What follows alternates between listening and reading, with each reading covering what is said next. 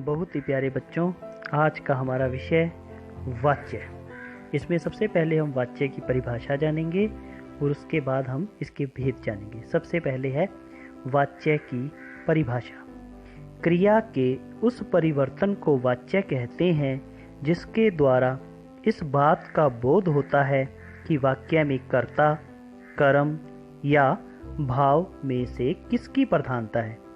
इसका सरल अर्थ ये है कि वाक्य में कर्ता की प्रधानता है, कर्म की प्रधानता है या भाव की प्रधानता है।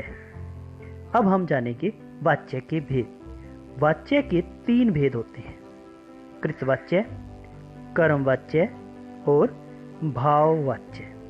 सबसे पहले है कृतवाच्य। क्रिया के जिस रूप में कर्ता प्रधान हो उसे कृतवाच्य कहते हैं। उदाहरण देख लेते हैं।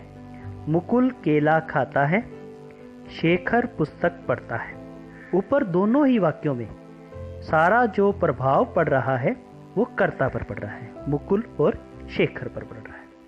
उसके बाद है हमारा कर्मवाच्य। क्रिया के जिस रूप में कर्म प्रधान हो उसे कर्मवाच्य कहते हैं। उदाहरण जैसे कवियों के द्वारा कविताएं लिखी गई, रोगी को दवा दी गई, उससे पुस्तक पढ़ी गई। तो इन वाक्यों में हमें क्या प्रधान मिल रहा है? कर्म। आगे है भाववाच्य।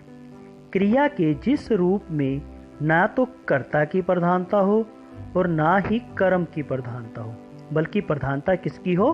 भाव की प्रधानता हो, उसे हम भाववाच्य कहते हैं। उदाहरण के लिए मुकुल से टहला भी नहीं जाता, उससे उठा नहीं जाता, धूप में चला नहीं जाता। उक्त जो वाक्य हैं उनमें कर्ता या कर्म प्रधान ना होकर मुख्यतः इनकी क्रियाएं भाववाच्य यही प्रधान है।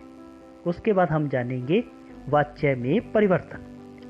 एक्टिव से पैसिव आपने वॉइस किए होंगे इंग्लिश में, ये वही है। कृतवाच्य से कर्मवाच्य।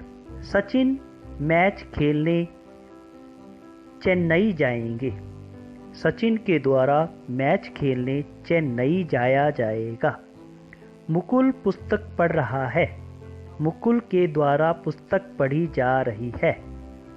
मित्र विपत्ति में मदद करते हैं, मित्रों के द्वारा विपत्ति में मदद की जाती है। अब हमने 3 वाक्य पढ़े, इनमें मैंने क्या किया? के द्वारा और के द्वारा लगाकर वाक्य को बनाया। उसी प्रकार आगे और देखते हैं। सीमा पत्र लिखती है। अब हम वाक्य बदलेंगे। सीमा के द्वारा पत्र लिखा जाता है। बच्चे शोर मचाएंगे, बच्चों के द्वारा शोर मचाया जाएगा। मीना ने खाना खाया, मीना के द्वारा खाना खाया गया। आप गाना गाइए, आपके द्वारा गाना गाया जाए। तो इस प्रकार हमने के द्वारा शब्द लगाकर कर्ता के साथ लगाना है और कर्मवाच्य बना देना है।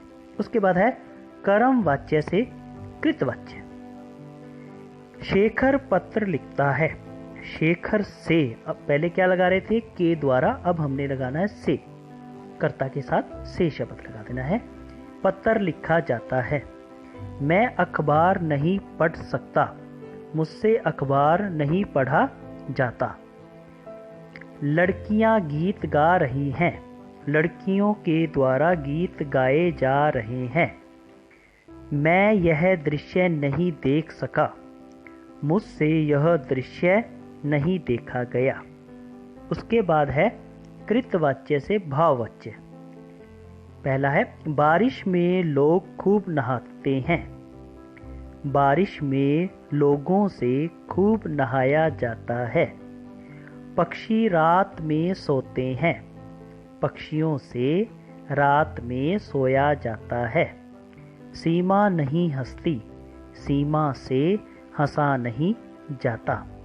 बच्चे शांत नहीं रह सकते, बच्चों से शांत नहीं रहा जाता।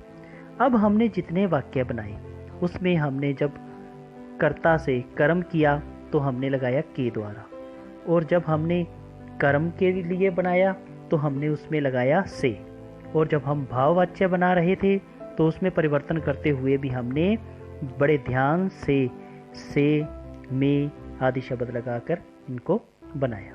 तो बच्चों, इनको अपने ध्यान से समझना है। धन्यवाद।